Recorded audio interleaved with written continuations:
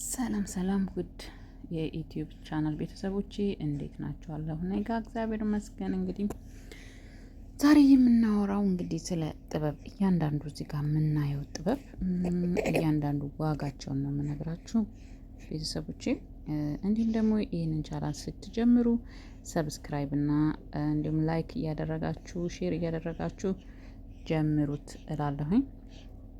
እንደምታዩት ይሄ ቢጫው ማለት ነው። ቢጫው 25,000 ብር ነው። ይሄኛው ደግሞ ሰማያዊ እንደዚሁ 25,000 ብር ነው። ወይን ጠጇ ደግሞ እንዲሁም ደግሞ 20,000 ብር ናት። በጣም ነው የሚያማምሩት። በነገራችን ላይ እያንዳንዳቸውን እዚህ ጋር የምንታያቸው ዋጋዎቻቸው ያው ቀላል የሚባሉ አይደሉም፣ ግን ጥለታቸው፣ ልብስነታቸው በጣም አሰራራቸው በጣም ዋው ነው። የምታዩት ዋው ነው። ይሄ አሁን ለአዲስ አመት ቢጫዋ ያበደች ናት። አሁን ላይ እንደምታውቁት ለማንኛውም ፕሮግራም የሚለበሰው ያው የባህል አልባሳቶች ናቸው። በጣም በቃ ዲዛይናቸው ያማረ፣ በዛ ላይ ደግሞ ቀለማቸው የሚያምሩ ጥበቦች ናቸው። እንደምታዩቸው ለሰርጉም ለማንኛውም ፕሮግራም የሚሆኑ ናቸው። በአብዛኛው ጊዜ ደግሞ በቃ ሰርግ ላይ የምታዩቸው ጥበቦች በአሁኑ ሰዓት ላይ ኢትዮጵያ ላይ ዋው ነው። ምን ልበላችሁ፣ ግን ታዲያ ዋጋቸው አይቀመስም።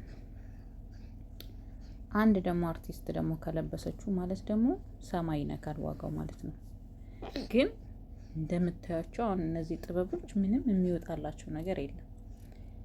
ለክርስትና እስከነ ቤተሰቦቻችሁ በጣም የሚያማምሩ ዲዛይን ነው እየወጡ ያሉት አሁን ሰዓት ላይ ማለት ነው።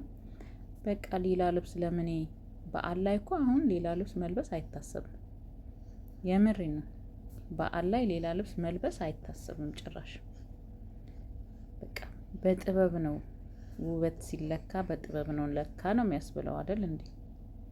እዩት እስቲ በቃ ዲዛይኑ፣ በቃ ልብስነቱ ምናምን በጣም ነው የሚያምሩት ጋይስ። በፊት እኮ እንደዚህ እኮ ዲዛይን አልነበረም።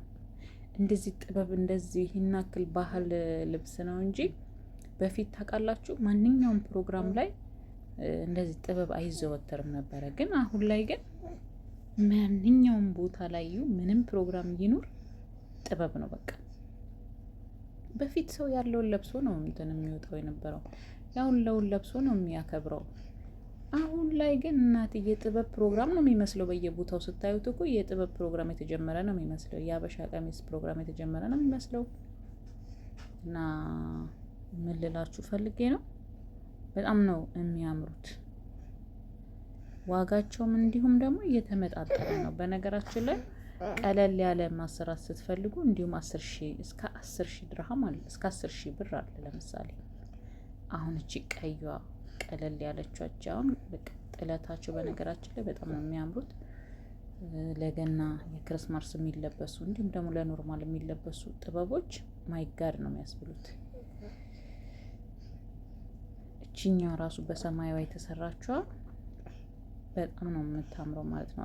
አሁን እነሱ እስከ 20,000 ብር እስከ 20,000 ድረስ ይሄዳል ለብቻ ለአንድ ሰው ማለት ነው። ግን ደግሞ አሁን እስከነ ልጆቻችሁ ደግሞ የምትለብሱት ደግሞ አሁን እስከነ ልጆቿ የለበሰችው 3 ልጆቿ ሆነው የለበሱት እስከነ እናቷ ወደ 50,000 ብር ይሄዳል ማለት ነው አጠቃላይ ማለት ነው።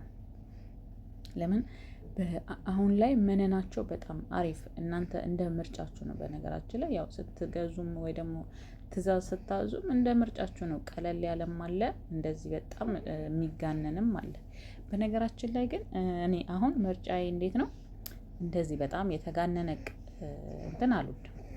የተጋነነ ጥለት ያለው ልብስ አልወድም።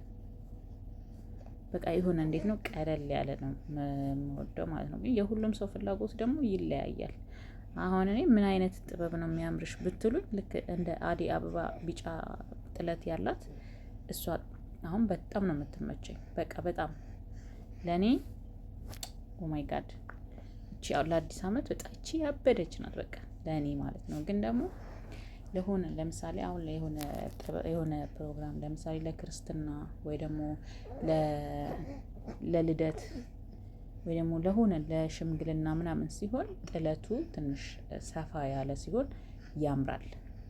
ግን እንደዚህ ለበዓላት ለሆነ እንደዚህ የሆነ ቀለል ያሉ ፕሮግራሞች ግን እንደዚህ ቀለል ያለ ጥለታቸው በቀጭኑ የተሰራ ጥበቦች ያምራሉ እነሱ ማለት ነው። እንደዚህ ጥለቱ ወጣ ያለ እንደዚህ ሰፋ ያለ እኔ አይመቸኝም ለእኔ ማለት ነው።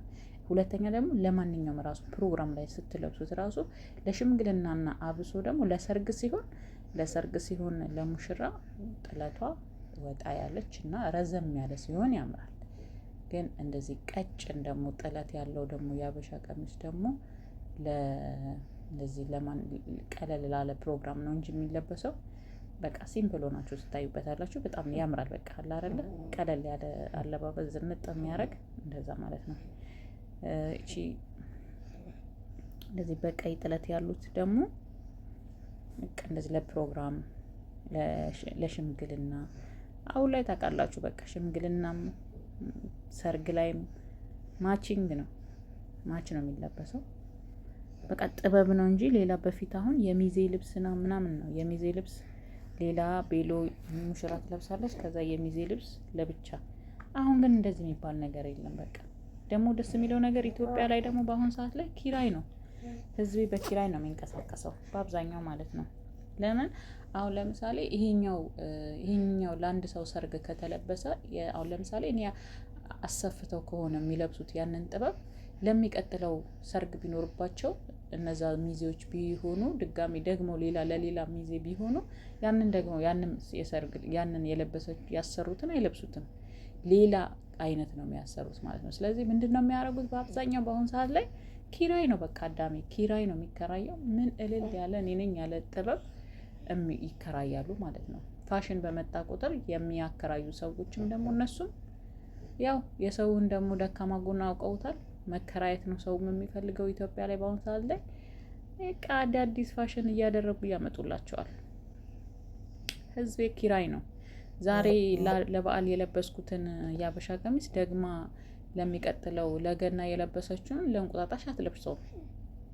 አንዳንዴ በነገራችን ላይ ኪሳራ ነው ብላችሁ ነው የምታስቡት። ሳስበው ነው ኢትዮጵያ ላይ ነዋሪ ብሆን እኔም ማደርገው ይሄንን ነው። እኔ ጥበብ ብር አውጥቼ 20,000 እና 25,000 ብር ጥበብ አልገዛም። ለምን? በቃ ኪራይ ፋሽን ነው። ለምን እኔ በ1,000 ብር አሁን ለአዲስ ዓመት ለገና በ1,000 ብር እና በ1,500 ብር ኪራይ ብከራይ በሚቀጥለው ለፋሲካ ደግሞ እኔ ነኝ ያለ አዲስ ደግሞ ፋሽን ደግሞ እየመጣ ለፋሲካ እንዲሁም በ1,500 እከራያለሁ ማለት ነው። ከዛ በየበዓሉ አዲስ ፋሽኖች ጥበቦች ነው የምትለብሱት ማለት ነው። ገባችሁ? እና ያው ሁሌ ማስታወሻ ተብሎ ፎቶ ይፖስታል። ፎቶ ትነሳላችሁ። በተለያየ አመት ባሎች የተለያየ የሀበሻ ቀሚስ ትለብሳላችሁ ማለት ነው። እና አንዳንዴ እኛ ከሀገር ውጭ ያለን ሰዎች በጣም ተጉርተናል። ባለንበት ቦታ ሁሉ ኪራይ ይጀመርልን ቤተሰብ።